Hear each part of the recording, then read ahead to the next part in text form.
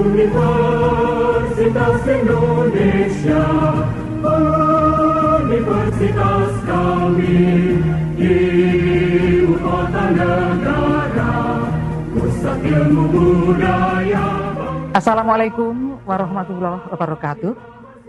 Saya Maria Zuraida dari UI Watch ingin berbicara tentang komunis gaya baru atau KBG beserta ciri-cirinya. Tentu pernah mendengar tentang komunis gaya baru atau KBG kan? Begini, Jenderal Sarwo Edi Wibowo pernah memprediksi tentang kebangkitan Partai Komunis Indonesia PKI. Beliau menyatakan dalam kurun waktu 35 sampai 40 tahun mendatang setelah peristiwa G30 SPKI tahun 1965, maka PKI akan bangkit kembali.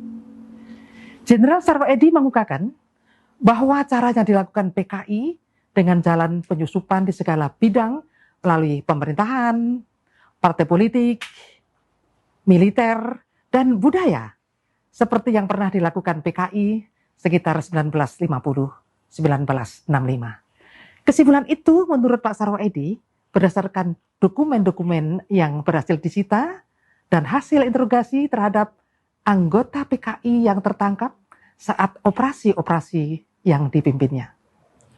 Ternyata apa yang terjadi? Kini telah muncul komunis gaya baru KGB di sekitar kita.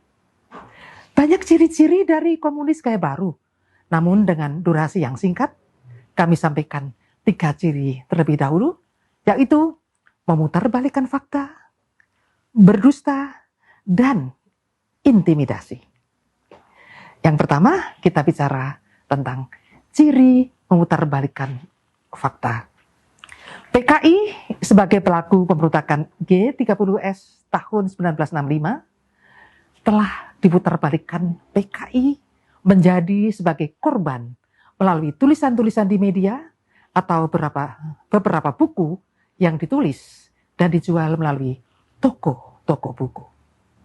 Ini merupakan pemilukan sejarah yang dilakukan pasca 1998. Memang kurikulum sejarah Indonesia pasca 1998 telah menghilangkan sejarah pemberontakan PKI 1948 dan 1965.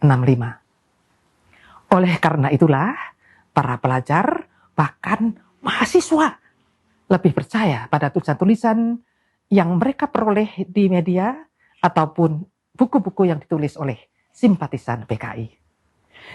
Yang kedua, ciri berdusta. Berdusta atau berbohong sering dilontarkan para calon legislator atau para pejabat eksekutif. Seorang caleg dari partai tertentu berkampanye begini, nanti kalau saya menjadi anggota DPR RI akan mendorong pembebasan uang SPP di sekolah-sekolah. Setelah jadi, boro-boro ya bersuara seperti itu di DPR.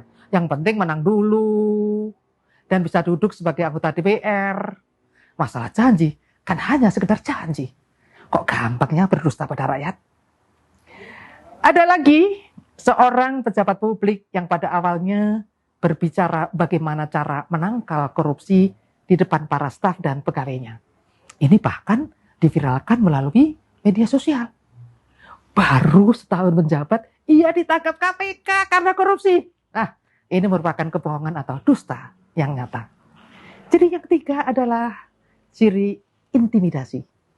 Banyak cara intimidasi yang dilakukan oknum belakangan ini. Seorang pejabat KPK, Komisi Pemberantasan Korupsi, pulang dari sholat subuh di masjid, disiram matanya dengan air keras. Terlepas siapa pelakunya, ini kan merupakan intimidasi terhadap pejabat yang pernah membongkar korupsi di Indonesia. Ada juga seorang ulama terkenal, kita sebut Syekh Ali Jaber. Beliau beberapa bulan lalu dianiaya dengan menggunakan senjata tajam saat memberikan ceramah di masjid salah satu provinsi Lampung. Setelah pelakunya ditangkap, kok dinyatakan sebagai orang gila? Ada ya? Masa orang gila kok bisa memilih ulama atau kiai untuk dianiaya?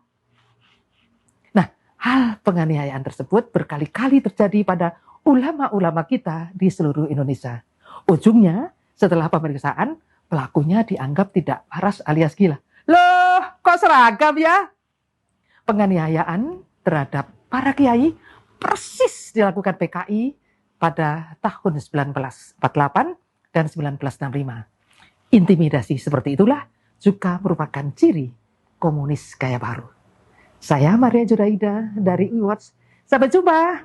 Billahi taufiq wal hidayah. Assalamualaikum warahmatullahi wabarakatuh. Berdasarkan Pancasila, dasar negara.